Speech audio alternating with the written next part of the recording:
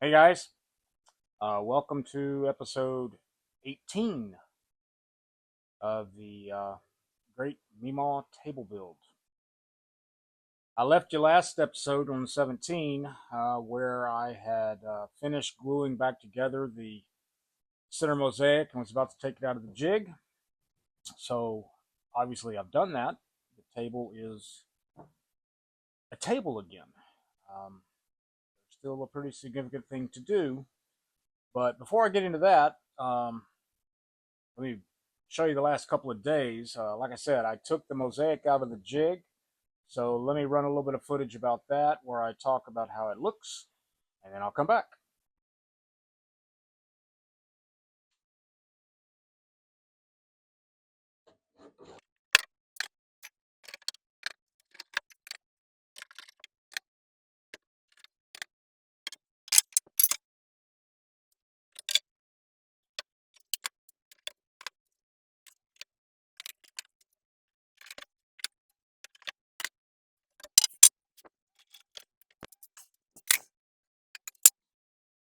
All right, let's see what we got. It's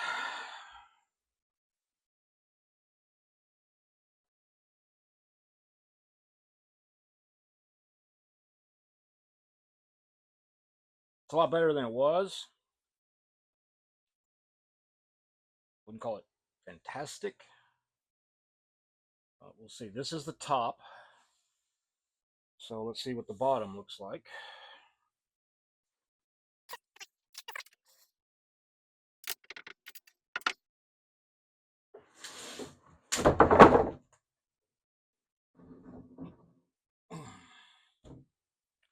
One 2x4 is a little stuck.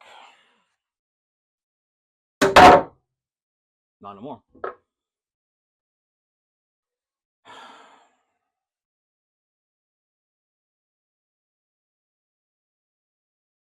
Bottom looks really good.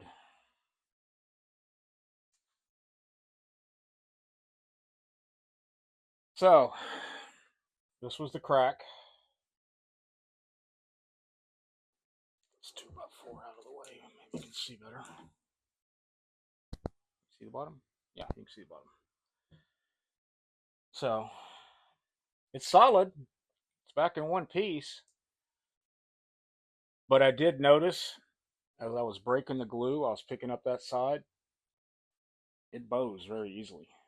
You could not make a table out of just this mosaic without some serious support underneath. And if you recall, was four of these what they call C channels. They have slots so that even though you bolt it down, it can move. And I did a lot of research on these, and turns out tighter is not always better. I probably had them clamped too tight. What I've discovered is you're supposed to get them all the way down to flush and then about 1/8 of a turn beyond that. So yeah, mosaic's back in one piece. Wasn't a perfect glue up, but it's good. It's good. It turned out nice. So the next thing I had to do was figure out, because I had cut the walnut, both slabs of the walnut off of the mosaic. Well, my kerf of my circular saw is about 1/8 of an inch, so effectively I cut 1/4 of an inch off the width of this table, which, yeah, you won't really notice 1/4 of an inch. But the C channels and the legs that I had, that mount underneath, I had to cut, slots for those to fit up in. Well, because I cut 1/4 of an inch off, I had to expand those C channel widths to get them to fit again. Also, in an effort to prevent a crack from happening again, I wanted to give the table some play between the walnut slabs and the mosaic. So I cut those C-channel grooves a little wider, and I cut the table leg grooves a little wider, such that some movement can happen laterally. Okay, so gonna have to get the router out. Gonna have to get these channels to where there's a little bit more play. Then I'm gonna have to, probably with the assistance of my son, take these 1, 2, 3 pieces over to the jointer and run them across both sides of this connection point joint to where they fit nice and snug, because they're not going to be glued, they're not going to be doweled or biscuited. They're going to just be there right next to each other, being held together with the thanks of these C channels here. They're going to be allowed to kind of move that way and that way a little. And with these inserts, threaded inserts that I put on, I can put these bolts in and out as many times as I want, and it won't be degrading the wood. It's not, the bolts aren't screws, they're not biting into the wood itself.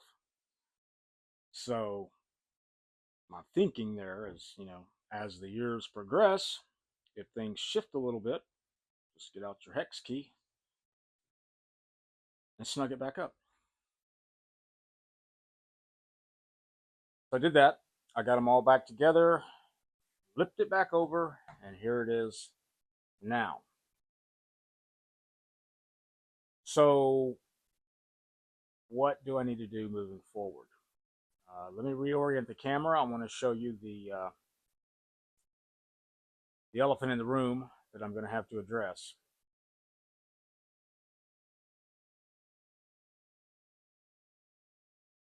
Okay, here's what I want to show you. Because the walnut and the mosaic are no longer physically fastened, permanently fastened to each other, when I put it all back together, the top didn't line up. I had this top sanded perfectly smooth before the big ice freeze disaster. But I still don't want to have them connected permanently.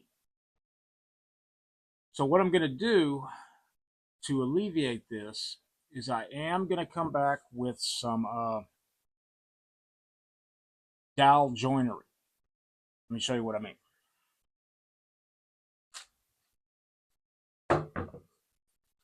This is a dual spindle doweling jointer. And what it does, it has two fangs that drill two holes into the side of your wood. And then you put these dowels in. So I did this before when I put it together the first time, but I glued these in and the holes were very snug. So there was no play whatsoever, and that's what was the downfall.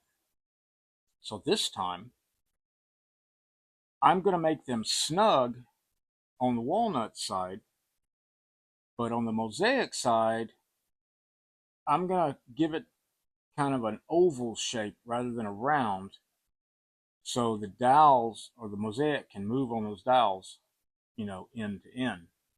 What it won't be able to do is up and down. I'm going to keep that very snug. So that should line my mosaic back up with the walnut and keep it there. It doesn't really look much on this camera, but anything that's off like that it's going to show. It's going to be so apparent because it's not exactly consistent. It's pretty low there, a little bit higher, and on the ends, I'll show you some pictures. It's very apparent. So I'm going to put some dowels, somewhere close to the end there to keep it nice and level horizontally or vertically. Yeah, vertically. But horizontally, it's still going to be able to play. So that's the next step. Okay, guys, I think that's where I'm going to leave you on this one. Stay tuned for the next episode where I will do some